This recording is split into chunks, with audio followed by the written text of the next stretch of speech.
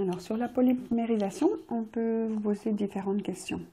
Donc, la polymérisation, c'est une sorte de réaction chimique qui permet de former des immenses molécules, des plastiques, des très grandes molécules. Donc, les deux questions qu'on peut vous poser, c'est soit de vous donner la petite et demander d'écrire son équation de polymérisation. Donc, à partir de la petite, quelle grande molécule on obtient? L'autre question qu'on peut vous poser, c'est vous donner la grande et vous demander de retrouver la petite. Alors, les petites molécules, les briques de construction, sont ce qu'on appelle les monomères. Et les grandes molécules, c'est ce qu'on appelle les polymères.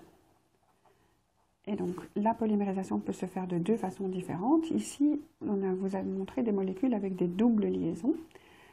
Et donc, celles qui ont donc deux carbones liés par une double liaison vont pouvoir s'additionner, s'accrocher les unes aux autres de nombreuses fois. Donc, on rajoute un coefficient n pour dire qu'il y a vraiment beaucoup de nombres. Et ce n sera ce qu'on appelle le degré de polymérisation, le nombre de monomères qu'il y aura dans le polymère. Degré de polymérisation, ça se calcule. On le fera à la fin. Polymérisation, c'est un chiffre sans unité qui donne en fait le nombre de monomères qui vont réagir pour former un très grand polymère ayant ce nombre de monomères dedans. Alors, pour passer du monomère au polymère, il faut vraiment se dire que les deux carbones, ici il y a un carbone, un deuxième carbone, liés par une double liaison. Mais ces deux carbones liés par une double liaison sont capables de casser une des deux liaisons et d'ouvrir les bras. Donc on a dessiné des Mickey qui se donnaient les deux mains et ils vont ouvrir les mains et donc aller s'accrocher sur les côtés. Donc il faut imaginer qu'il y a une première molécule, une deuxième molécule, on peut la dessiner. Il y en a vraiment de nombreuses. Et donc ces molécules vont ouvrir leurs mains, donc casser une des doubles liaisons ici et se relier les unes aux autres. Et donc ça va, et ainsi de suite comme ça. Donc ce qu'on va retrouver dans le polymère, c'est ces deux carbones, mais ils ne vont plus être doublement liés, ils vont être simplement liés. Donc il n'y a pas deux liaisons, il n'y en a plus qu'une, et ces deux carbones en fait continuent à se lier avec les suivants. Et donc pour représenter ça, on fait une parenthèse avec un petit n, on dit qu'en fait ça ne s'arrête pas, et ça continue comme ça n fois. Donc on va voir si on veut l'écrire en plus grand, donc sans répéter ça dans une parenthèse, on peut vraiment se dire que mes deux carbones vont être liés aux deux carbones suivants, qui vont être liés aux deux carbones suivants, et donc ça, les deux carbones qui ont des simples liaisons se retrouvent liés les uns aux autres, comme ça, de manière infinie, donc on peut continuer comme ça longtemps, et c'est ce genre de motif qu'on a ici en dessous.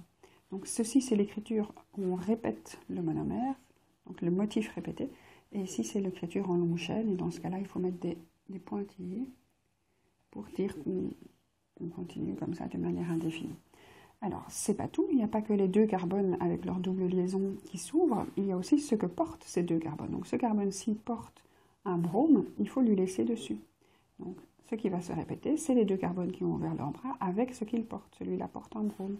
Celui-ci, il porte un carbone, parce qu'ici au bout du point, c'est un carbone, un C avec 3 hydrogènes en fait, puisque chaque carbone doit faire 4 liaisons. Et donc on a un CH3 et un CH3. Donc il faut les représenter. Donc ces barres, elles sont toujours là. Donc au sommet de la première barre, il y a un brome, BR, je vais le mettre un peu plus petit comme ça on voit mieux. Et ceci, il y a des carbones qu'on ne doit pas préciser. Donc ceux qui préfèrent écrire tous les atomes et se dire oui je ne vois pas très bien quand les barres ne sont pas complétées, donc il faut vraiment se transformer peut-être la première molécule. Donc il y a un carbone, un deuxième carbone, et il est lié à un CH3, et il est lié à un CH3. Et ce carbone-ci, en fait, il doit faire 4 liaisons aussi, donc il y a encore un hydrogène ici. Voilà, donc ça c'est l'écriture, si on voulait faire une vraie semi-développée, ce serait plutôt ça. Donc les carbones avec leurs hydrogènes portés. Et voilà, donc ici nous avons le CH avec le BR, CH3, C et CH3. Donc tous les atomes qui sont présents dans la molécule de départ se retrouvent ici. Et donc ici c'est bien un OU. On l'écrit comme ça ou bien comme ça, il n'y a pas deux molécules obtenues, hein, il n'y en a qu'une, une très grande. On peut écrire en motif répété, j'imagine mon BR. Le BR se met plutôt dans le creux pour représenter de la même façon. Maintenant, ce n'est pas important les creux et les bosses. Donc un des carbones va avoir un BR, le suivant va avoir 2 CH3, un BR, 2 CH3, un BR, 2 CH3, un BR, 2 CH3 et ainsi de suite. Ça dépend de votre courage. Voilà. Mais si vous travaillez avec cette écriture-ci, moi ça me suffit. Hein. Alors, qu'est-ce qu'on peut encore faire comme exercice sur une équation comme ceci, donc une équation de polyaddition, une polymérisation de monomères alcènes. Donc, quand votre monomère possède une double liaison, on appelle ça un alcène, les alcanes étant ceux qui n'ont pas de double liaison. Donc si le monomère est un alcène, le polymère va être une longue chaîne d'alcanes, chaîne carbonée, avec des choses dessus, hein, donc la chaîne de carbone, une longue chaîne carbonée.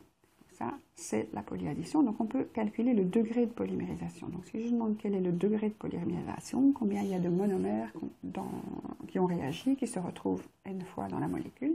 Alors là, l'équation, c'est la masse du polymère, masse molaire du polymère divisée par la masse molaire du monomère ou du motif, entre parenthèses, le motif répété. Donc, ce qu'on met dans la parenthèse ici. Donc c'est vraiment la même chose, il n'y a pas d'atomes qui partent, pas d'atomes qui s'en vont. Et donc dans ce cas-ci, la masse molaire du monomère, il faut la retrouver en regardant tous les atomes. Donc qu'est-ce qu'on a comme atomes? 1, 2, 3 et 4 carbones, on les voit peut-être encore mieux ici. Donc si on cherche la masse molaire du monomère, on va chercher la masse molaire de C4, pardon, 1, 2, 3, 4. Combien d'hydrogène il y en a? Il y en a 3 ici au bout, 3 ici au bout. Ici, il n'y en a pas, puisqu'il y a déjà 4 liaisons, et ici, il y en a encore un. Donc 3 plus 3 plus 1, ça fait 7. Et il y a encore un brome. Voilà, donc ça, c'est tous les atomes qu'il y a dans la molécule. Et si vous additionnez 4 fois 12, la masse molaire du carbone, plus 7 fois 1, la masse molaire de l'hydrogène, plus 81, la masse molaire du brome, vous arrivez à 135 grammes par mole. Et dans l'énoncé, on vous dira un polymère qui, par exemple, fait 150 000, c'est de cet ordre de grandeur-là, la molécule est vraiment gigantesque, 150 000 grammes par mole, c'est la masse molaire du polymère, il faut qu'on vous la donne dans l'énoncé. Et vous devez trouver vous-même la masse molaire du monomère. Et si on vous donne cette information-ci, vous savez calculer que le degré de polymérisation, le nombre de monomères qu'il y a là-dedans, dans ce cas-ci, c'est 1111. On ne met pas les virgules parce que c'est vraiment un nombre entier de molécules. Alors si maintenant on vous a fait partir pour faire l'exercice de la longue chaîne, donc faire l'exercice à l'envers, comment est-ce que ça se passe? Donc vous avez ici la longue chaîne et ce qui se répète c'est 2 carbones. Donc celui-ci et celui-ci se retrouvent à nouveau ici. C'est toujours les mêmes, donc il y en a à chaque fois 2, un qui porte un CH3, un qui porte un Cl et 2 carbones, et ainsi de suite. Donc si on reprend juste un, on peut réécrire la molécule en disant sur un motif, donc ce qui se répète tout le temps, c'est ceci. Donc le premier carbone avec une barre, le deuxième carbone avec 2 barres et un Cl. Et donc si je le réécris en motif répété, je dois dire que ceci se répète n fois. Donc, je mets des grandes parenthèses. Oups, ça va le faire. Pardon, c'est le Cl qui me plaisait pas. Donc le Cl en plus petit. Et les grandes parenthèses qui vous montrent que c'est ce motif qui se répète plein de fois.